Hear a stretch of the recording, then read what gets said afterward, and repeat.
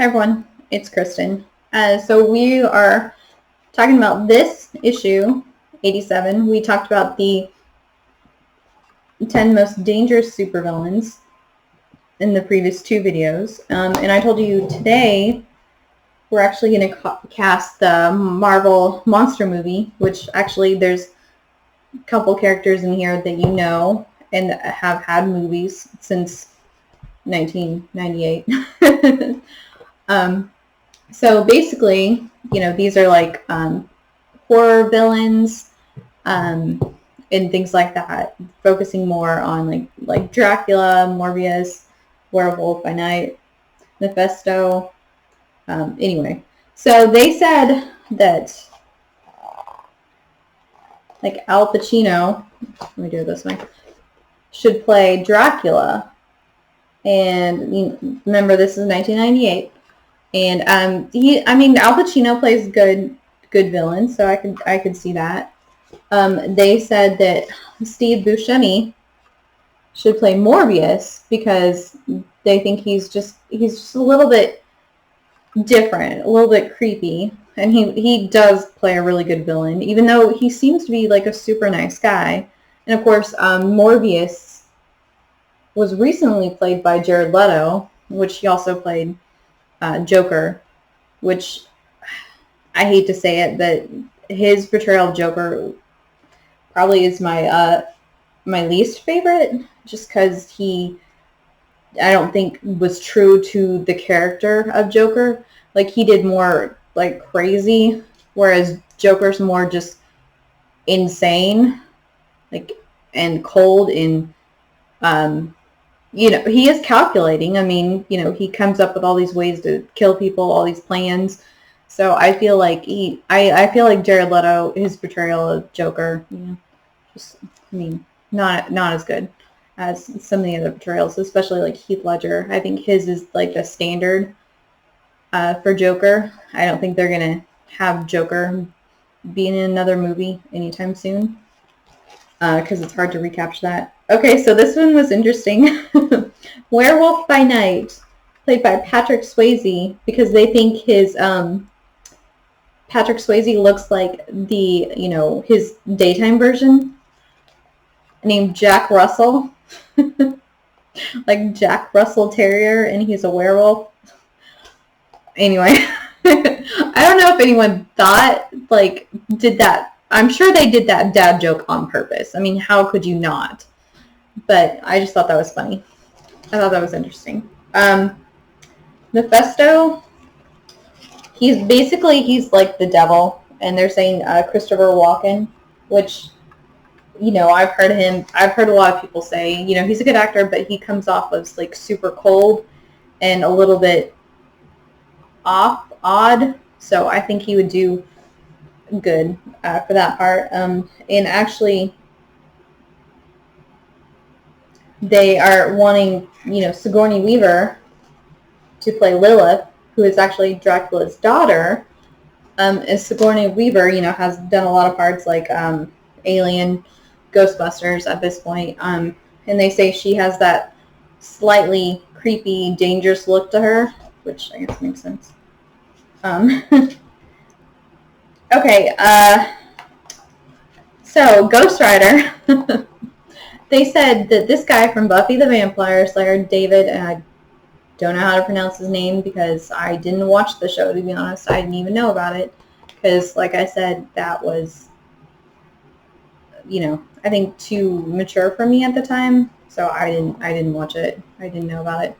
But, he should play Ghost Rider, which, if you remember the two movies, that part was played by Nicolas Cage, much to everyone's surprise. I liked the movies because I like pretty much most superhero movies because they are superhero movies. But and I think part of it is that they wanted to attach like a name to those movies, because when Ghost Rider was made, superhero movies still weren't as huge as they are now. Like, now superhero movies are guaranteed to make a ton of money. I mean, they just flat out are. but back then it wasn't necessarily the case, because, yeah, I mean, they were still kind of an unknown commodity back then. Even though that wasn't even that far back, but still, I mean, they just weren't. Oh, and Pierce Brosnan for Doctor Strange, he played James Bond, which I could see that because as James Bond, you could see he had, because James Bond does, he has this like arrogance about him. He knows he's good, and that's kind of what Doctor Strange had, as a surgeon. So I could see that. But of course, Benedict Cumberbatch being Doctor Strange, I think it's kind of perfect casting. I don't think you can, do much better than that, honestly. So, and then they put Wesley Snipes as Blade, because of course, that movie came out recently, for this magazine. And they're like, well, who are we to argue with that? And I agree. Like, Wesley Snipes was the perfect Blade. I mean, I thought those movies were great. I recently watched them, and I still thought they were good. The special effects still kind of stood up to me. Like, I hate to keep coming back to Spawn, but I have to. Like, you watch Spawn, like, which is a superhero movie, kind of one of the first superhero movies, and you look at the special effects and you're like, ooh, that's rough. By today's standard, it's rough. By the standards at the time, no, it was good. Like, even Gene Simmons, when they're talking about, Todd McFarlane, because that's his character, Spawn, we're talking about Spawn and how much he enjoyed it and how much he liked the movie. He thought it was good. Because back in the day, the special effects were pretty good. They were what they were. Like, that's the best they could do at the time. So they were pretty good. But, Oh, anyway. So, and for Damien Hellstorm, which is the son of the devil, they said Gary Oldman, which is interesting because actually Gary Oldman played Dracula in the 1992 Bram Stoker's Dracula. So it's interesting that they didn't think he should play Dracula in the movie that they were casting. Oh, and then speaking of movies, they're talking about casting the Laura Croft movie, looking for Laura. And this was, of course, the Laura Croft Tomb Raider didn't get made till 2001, and that was with Angelina Jolie. And this was 1998, like October. And so the rumored people for her up were Elizabeth Hurley. She had the most, like they did a poll, with 42%. And she did a couple of movies. And you might remember her from Austin Powers. And then she did this one movie, I think with Brendan Fraser. Forgot what it was called. But I think she was like the devil or the demon, and he made a demon and he made a deal with her. I can't quite remember, honestly, what the name of it is, because I just thought of it. And then Jennifer Lopez, interestingly enough, 18%. She had just done Anaconda. But can you imagine Jennifer Lopez as Laura Croft? I mean, the queen of rom-coms, romantic comedies, being Laura Croft. I mean, that would, I think if she had played Laura Croft, I think her career would have taken definitely a different turn. I think she would have done way more action movies, because that was her first movie, was Anaconda. It was, basically an action movie. So I think if she had played Laura Croft, I think she would have done definitely more action movies. And then Denise Richards got 16%, so pretty close to Jennifer Lopez. She was in Starship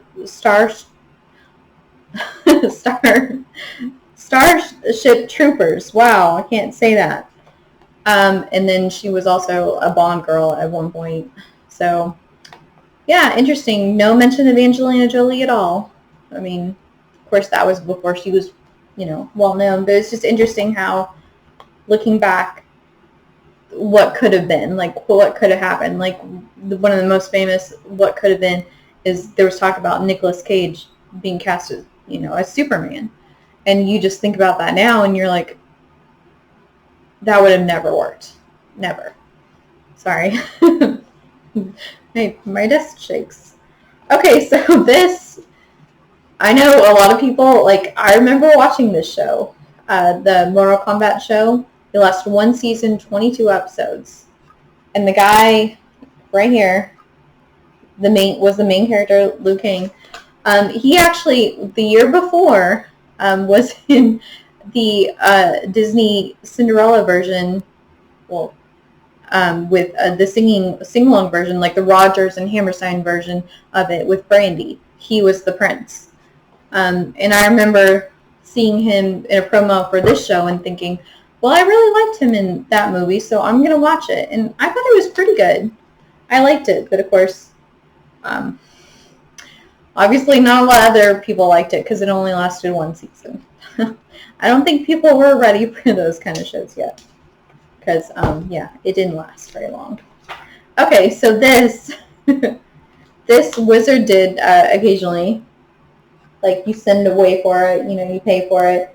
And it's just, like, basically a standalone issue. And they did this with a lot of properties.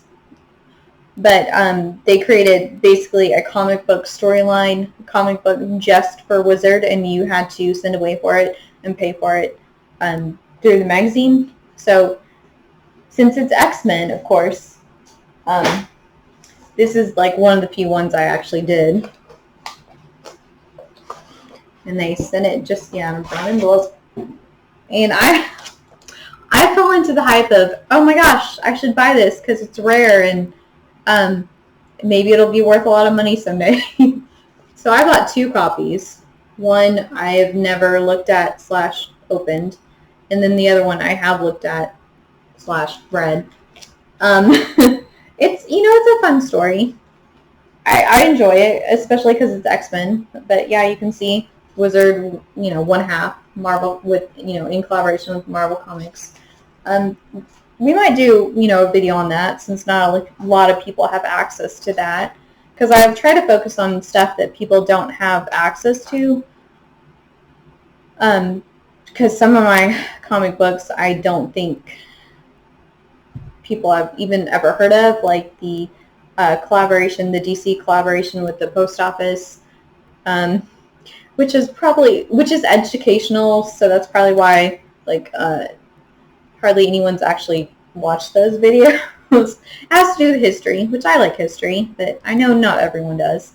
And then the collaboration with Williams-Sonoma, which is a gourmet kitchen store, because they sold Avengers merchandise, like cookie cutters and stuff. And so they had a comic book that went with it.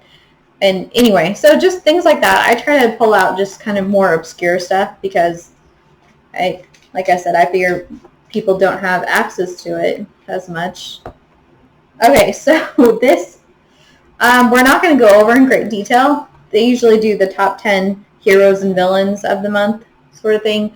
And usually, because it's the 90s, almost always, it's like Spawn, Wolverine, Batman, and then random other people. But this issue, they decided to do the top 10 death scenes, which some of these are pretty brutal. So I won't talk about all of them, but like you can see the Joker, he knows Batman will never actually kill him because Batman has a code, so he actually snaps his own neck and effectively, kills himself. Yeah. And then this one, the Easter Bunny hires Lobo, a DC character, to kill Santa Claus. Yeah. Season's bleeding, so that's where it is. Yeah. And then this one, I remember Kyle Rayner's girlfriend ends up stuffed in the freezer Yeah, so anyway, like those are the more tame ones. We won't talk about the other ones because they're pretty gross. So if you want to, you can ask me and I'll show you. I'll explain it to you, but I don't really want to get into all of those because some of them are pretty gross. So, okay, I liked it when they did this because that told me that, what I should read and not what I should read, but what they recommended and stuff. So, Avengers at the time got an A-, which is actually pretty good. And if you notice, the girl with red hair, red costume, black jacket, that's a Firestar. She actually started in the X-Men. No. Well, she started in the X-Men, but she actually started in Spider-Man and His Amazing Friends in the cartoon. So she was one of those that, like Harley Quinn, transitioned from a cartoon to the actual comic books. And how she was introduced is she got got a mini-series, which I have that, which we might talk about. I have so many things that I want to talk about, and I just think, well, what should I do next? I mean, there's just so many things. I go off on tangents, and it just keeps going. So she got her own miniseries. So I've liked her ever since, Spider-Man and His Amazing Friends, and of course the miniseries, and then of course she ties into X-Men because she is a mutant. Anyway, so she was part of the Avengers for a while, and it just talks about how the chemistry of the Avengers, this team, is really good. They have the new members, Firestar and Justice, and then they have, Captain America and Hawkeye clashing. Warbird, that's what Miss Marvel, well, now she's Captain Marvel, but that's what she was calling herself at the time. She was dealing with personal problems, and then they have Scarlet Witch in a love triangle with Wonder Man, her first real love, and Vision, who she's married to. So they gave it an A-. They really liked it. Green Lantern, this series, or series of issues, got a B-, and it's actually really interesting because you see the guy with the darker hair, that's Kyle Rayner, and you see Hal Jordan, who's like the original famous Green Lantern. He actually goes back in time, or he goes to the present from the past, and he gets dropped there, and Kyle has to explain to him what happened. And this was part of the 25 greatest moments in comic books that I did, that video series. But a long story short is, what happens is Hal Jordan, he's away, Coast City gets destroyed, like utterly destroyed. Everyone's dead by a villain, and he wasn't there to protect it, so he kind of goes a little bit crazy. He, like, off the deep end crazy. He kills his friends, his fellow Green Lanterns, destroys the Green Lantern Corps, so he can use the power of the rings to basically resurrect Coast City and all its inhabitants. Totally off the deep end. He ends up eventually sacrificing himself so that the Sun Eater can't destroy, the planet. And basically, years and years and years later, he actually becomes the new Spectre, which is like the spirit of vengeance sort of thing. But really, Hal is more looking for redemption for the things that he did as Parallax. That's his villain name, was Parallax. That's what they named him. They used Parallax as a villain in the Green Lantern movie with Ryan Reynolds, which, because it's Ryan Reynolds, I really liked it, and it's a superhero movie, so I liked it, but I can totally understand why people had issues with it, why people didn't think it was a great movie. So anyway, that just is a really interesting storyline that they would make this huge major superhero basically turn that much into a villain. And that's why I think that was one of the 25 greatest comic book moments of all time, because here's this staple of the DC universe, Green Lantern, turning into a villain. So anyway, so yeah, they gave that a B minus. Okay, now comes this. You know how much I love X-Men, right? Okay, so Quicksilver got his own basically series, and from 1 to 11 issues, they review and look. He got a D minus. Like, that's as close to failing without failing as you can possibly get. I mean, that's pretty incredibly bad. Oh goodness. Okay, so their problem with his series is that, Quicksilver, he's a speedster. He's the brother of the Scarlet Witch. He basically is a confident, lovable, arrogant jerk, I guess I will say. I mean, he's definitely a jerk, but, you don't hate him all the way. But he is kind of a jerk. And he explained it in the comic books before. It's that everyone else is moving at lightning speed, or he's moving at lightning speed, and it seems like everyone else is in slow motion. So he's constantly irritated and irritable because, everyone's in slow motion around him. They can't speed up. He can't slow down. So it's like this, this parallel world he's living in, and only him. So that's how he explained it at some point, which I mean makes sense. So anyway, I mean I liked him because, of course, associated with X-Men. It's cool that he's married to Crystal of the Inhumans, and they have a baby girl, Luna. So I would, I like him because he's a mutant, but he's definitely not one of my favorite characters. But they just I mean, look, D minus. They ripped this comic book series to shreds. They're in the first issue, we're introduced to over 15 characters. That's a lot to keep track of.